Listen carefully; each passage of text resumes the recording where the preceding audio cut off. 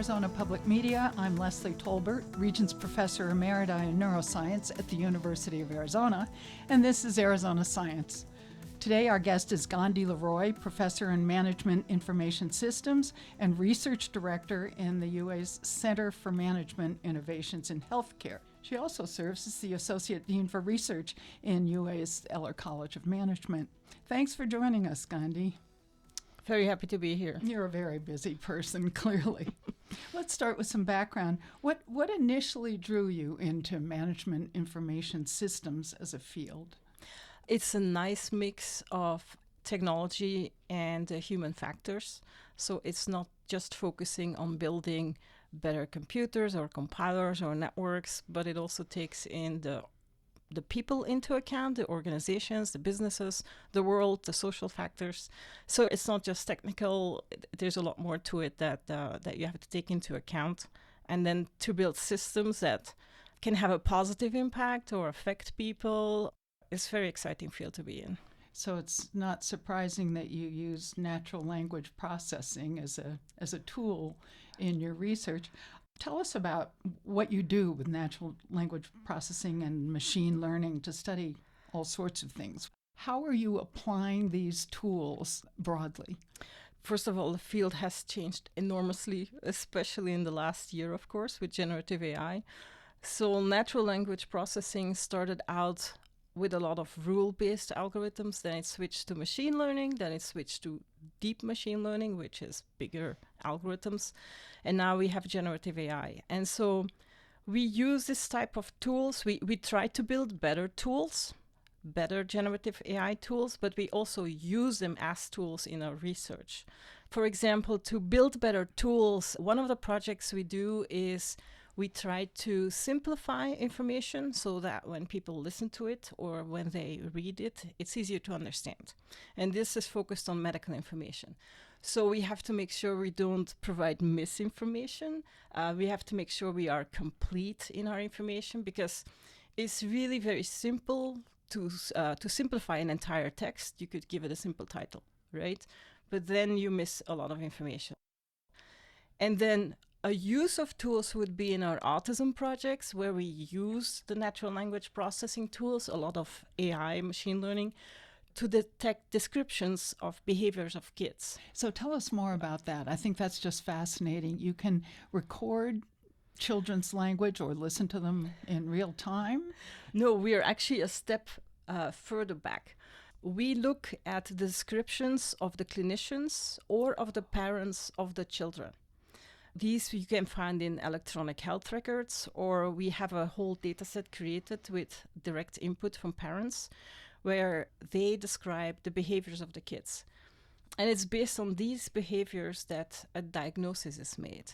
So being able to recognize and label those behaviors with the correct diagnostic criteria helps pediatricians or clinicians diagnose children.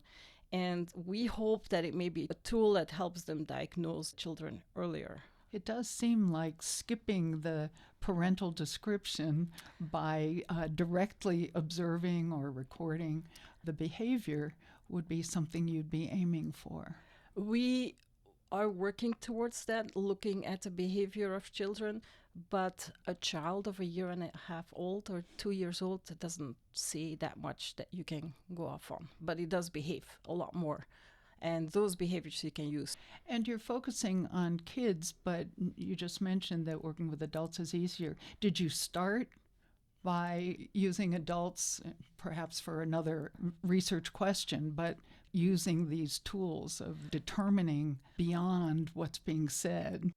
One of the reasons was that Arizona was part of the CDC surveillance of autism. And so the team that did the surveillance was at the University of Arizona. So in that way, we could get access to very good data, and that's quite often how you get started. And those are kids, I think, 4 to 8 years old.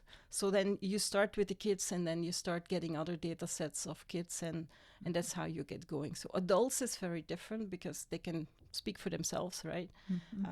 The kids, that's behavioral data. You're not just looking at autism spectrum issues, you are also using your methods to detect valley fever. Is that true? Yes, that's a new project that just started a few months ago. And so valley fever is endemic to Arizona. Even so, many of the physicians do not test often enough when somebody presents with the right symptoms. And it's just a simple test, and you can check if somebody has valley fever. For valley fever, it's important to test because for a small group of the patients, it can become very severe. So what we're trying to do is, again, we look at the data and we try to build phenotypes or prototypes, or however you want to describe it, of patients, what a typical patient would look like, so that we can tell a physician, here is a patient you probably should test for valley fever. So, what kinds of things are you charting? Well, there are the symptoms, right? And so I'm not a clinician, so I do listen to the clinicians and we try to figure out what we have to recognize. There are symptoms such as being very tired, sometimes a rash, and these symptoms can be interesting because it can be that somebody says, oh, in the morning I feel like somebody's sitting on my chest. Well, that's not a common description of chest pain, and you should recognize it automatically. So those are the kind of problems that we run into that we try to solve to automate, recognizing these patients. So that's where the natural language processing part comes in for the symptoms, but there are also other things beside the symptoms. If they started building a new apartment complex, for example, and they start digging in the ground, that might lead to spores coming up in the air. So that's not usually something that is recorded as structured data in an electronic health record, but it may be part of a clinical note as part of a conversation. And so it's probably a very important aspect to recognize and to bring into that definition of a patient. What you're trying to do is build a way to do two things.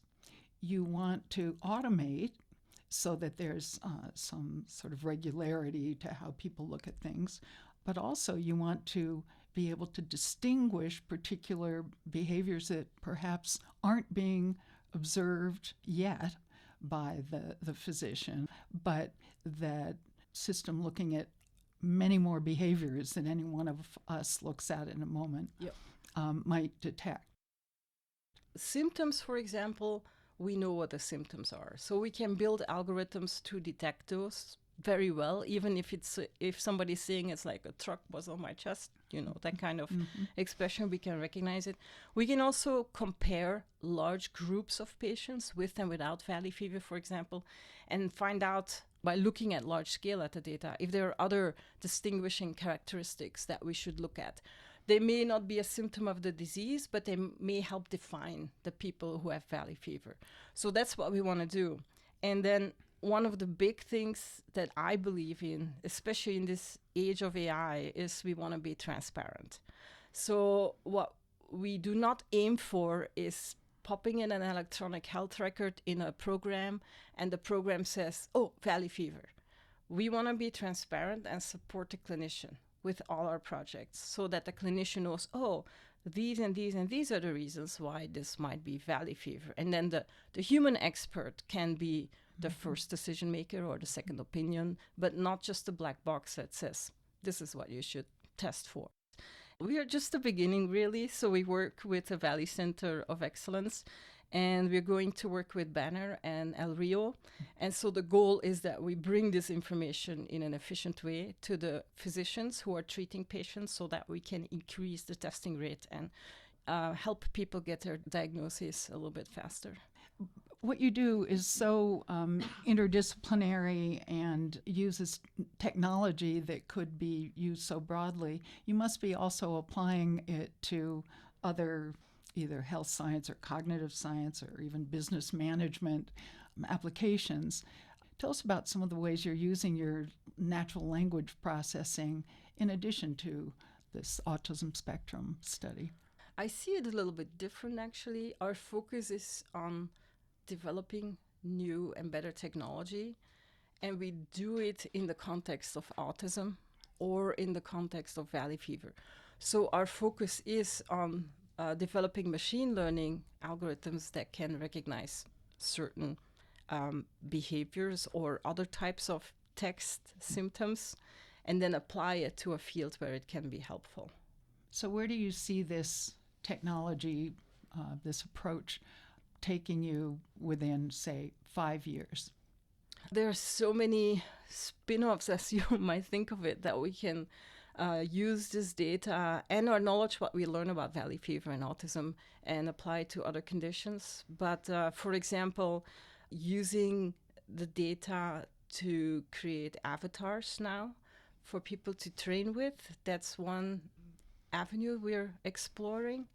Different conditions where we can learn the same, but we also learn lessons that are not necessarily applicable to a condition, but in general to the machine learning. For example, we see when we train algorithms to recognize behaviors, let's say autism again, and we train our algorithms and we have really good performance with a certain data set. When you apply that model to another data set, performance may drop significantly. So what are the best ways of fixing that?